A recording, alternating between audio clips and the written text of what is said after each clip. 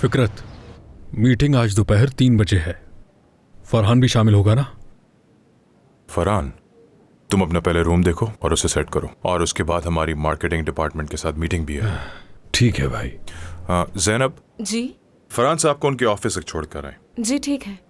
बाद में बात करता हूँ। जैसा आप कहें। हेलो ज़ैनब, कैसी हो? तुम ठीक तो हो ना? सुबह से कुछ अजीब लग रहे हो।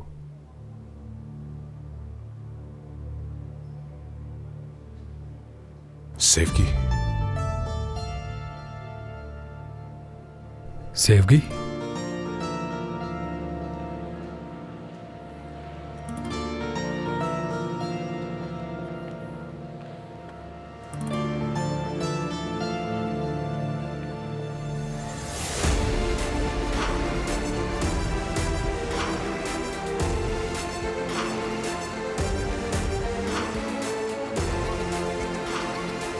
मतलब वो ऐसा क्यों करेगी? ये तो बिल्कुल बेवकूफी है। वो तुम्हें बहुत चाहती है, उसकी आंखों में साफ नजर आता है। मुझे नहीं मालूम सलीम, रात में याले से वो बातें, सुबह सुबह उसके लिए वो फूल आना, आखिर मुझसे क्यों छुपा रही है? छुपाना पड़ेगा उसे, क्योंकि वो पहले ही दिन तुम्हें सब कुछ नहीं बता सकती। सोचो जरा, सबके सामने। देखो, मुझे यकीन है जब तुम दोनों अकेले में होगे तो तुम्हें जरूर बताएगी वो। और देखो, उसने तुम्हें खाने पर भी बुलाया है। हो सकता है कि उसने मुझे इसलिए कॉल की हो कि वो जानना चाहती हो कि मैं ऑफिस में हूं कि नहीं। अरे मत करो ऐसी बातें फिकरत। अगर जिंदगी में खुश रहना है तुम्हें तो भरोसा करना सीखो। जो कुछ हुआ वो सब माजी की बातें हैं, लेकिन यूं शक में जीना मुमकिन नहीं है।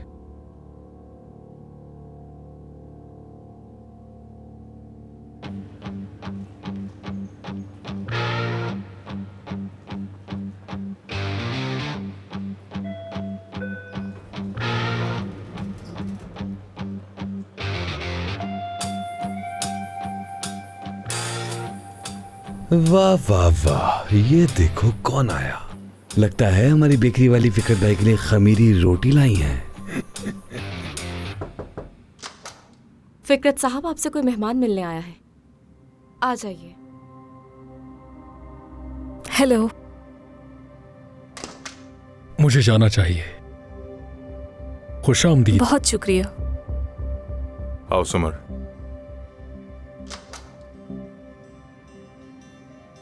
मेरे पास ज्यादा वक्त नहीं है, तो जो बात तुम यहाँ करने आई हो उसे जल्दी कर लो तो ये बेहतर होगा। सुना तुमने? क्या ये कमरा पहले तुम्हारे बाबा का नहीं था? हाँ बिल्कुल वही है। मैं कितनी बार यहाँ आ चुकी हूँ, मगर ये अब बहुत बदल गया है। हर चीज बदल चुकी है सुमर, जानता हूँ। वैसे भी तुम यहाँ बच्चों के बारे में बात करने आई थी ना? यानी अगर इतना ही आम मसला है तो पुरानी बातें छोड़ो और जो बात है वो बताओ। काश के ऐसा होता, दोस्ती पहले जैसी होती और हम बात कर सकते। अफसोस कि दोस्ती नहीं रही हमारी। मामला थोड़ा पेचीदा है फिकरत। देखो, अगर मसला तलाल और अनील की लड़ाई के मामले में है, यानी मेहर और सिमरा के बीच अगर कोई तजाद पैदा हो रहा है तो इस बार मसला मेरी बेटियों का नहीं है, मसला सेवगी की बेटी का है। याले? उसका हमारे बच्चों से आखिर क्या लेना देना है?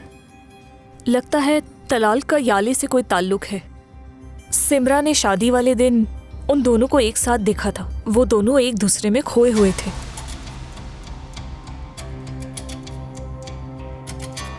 क्या?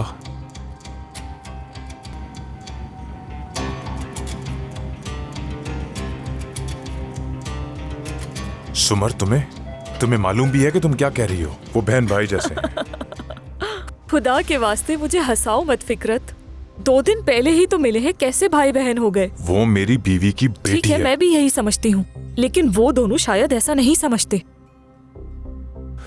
नहीं, ऐसा मुमकिन नहीं हो सकता, हरगिज़ नहीं। चलो मान लेंगे कि तलाल ऐसा है, मगर वो लड़की ऐसा नहीं कर सकती। फिकरत, तुम मुझे ये बात बताओ, आखिर सिमरा मुझसे झूठ क्यों बोलेगी? हाँ, यानी ऐसा भी हो सकता है कि वो गलत हो।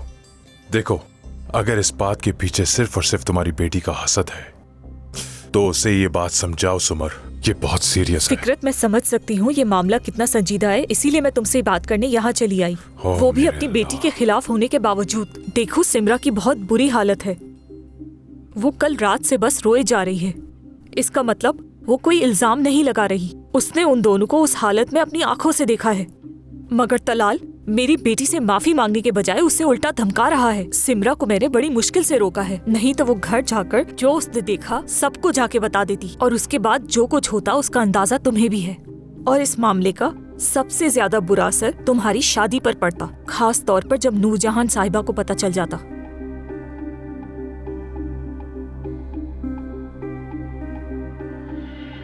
फिकरत, माजी से आज तक यकीनन बहुत सी चीजें बदल गई होंगी, मगर एक चीज आज तक नहीं बदली, और वो मेरे दिल में तुम्हारे लिए एहसास। मैं हमेशा तुम्हारा साथ दूंगी, सब कुछ होने के बावजूद। मत भूलना ये, मैंने कभी तुम्हें अपनाने के लिए पीछा नहीं किया, सिर्फ तुमसे मोहब्बत की है मैंने।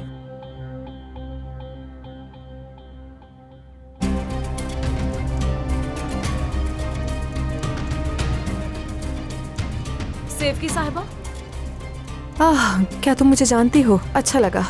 तुम कौन हो?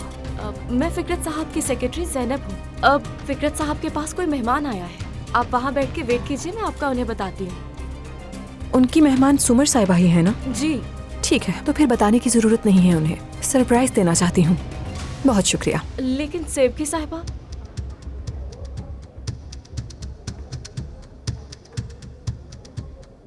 ये देखो, आज पहले ही दिन क्या खूब तमाशा होने वाला है।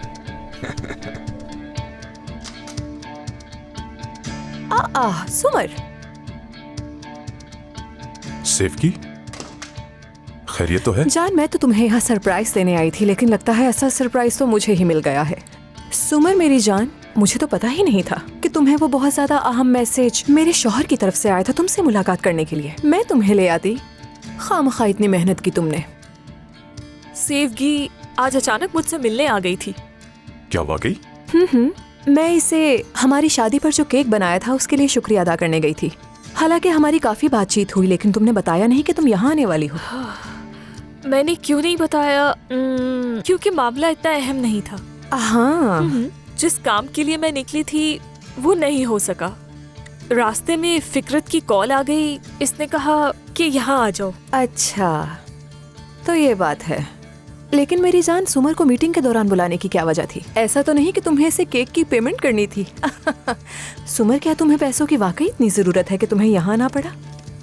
अरे ऐसी बात नहीं है। मैंने यहाँ इसे किसी काम से बुलाया था। हाँ, किसी काम से बुलाया था। क्या काम था, बताओ मुझे।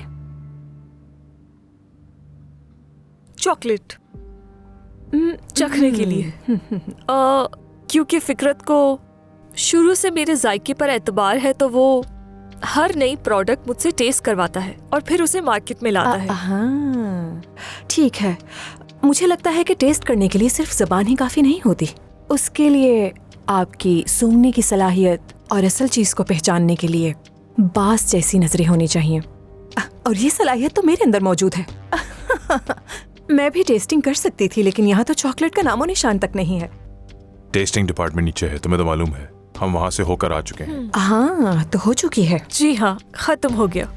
मैं फिकरत को अपनी राय बता रही थी। तुम्हारी शक्ल देखकर तो ऐसा लग रहा है कि चॉकलेट खास पसंद नहीं आई।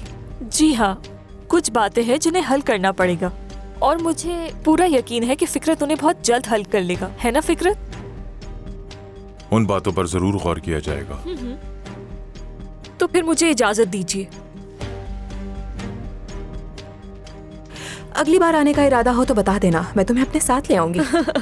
तुम भी इस तरह बगैर बताए मत आना, ठीक है? ये तो सरप्राइज था। खैर, कोई फिर बात मिलते नहीं। हैं। खुदा हाफिज फिकरत। खुदा हाफिज। उम्मीद है मेरा इस तरह अचानक आ जाना तुम्हें बुरा नहीं लगा होगा। मुझे क्यों बुरा लगेगा सेवकी? तुमने कहा था कि तुम्हारे पास खाना खाने का भी वक्त नहीं होगा, तो इसीलिए खाना अपने साथ ले आई। ये क्या है? ये तुम्हारे विटामिन्स हैं। सुबह खाना भूल गए थे ना, तो सोचा अपने हाथों से जाकर खिला दूं, क्योंकि मैं चाहती हूँ कि मेरा शौहर मेरे साथ लंबी जिंदगी जिए। ऐसा ही चाहते हो ना? सही कहा। बहुत अच्छे। और ये भी लेकर आई हूँ, देखो जरा कैसा है। अब ये क्या है? इसे तुम अपनी टेबल पर रखना। वाह वाह वाह, इतना खूबसूरत तोहफा है, मैं इसे जरूर रखूंगा।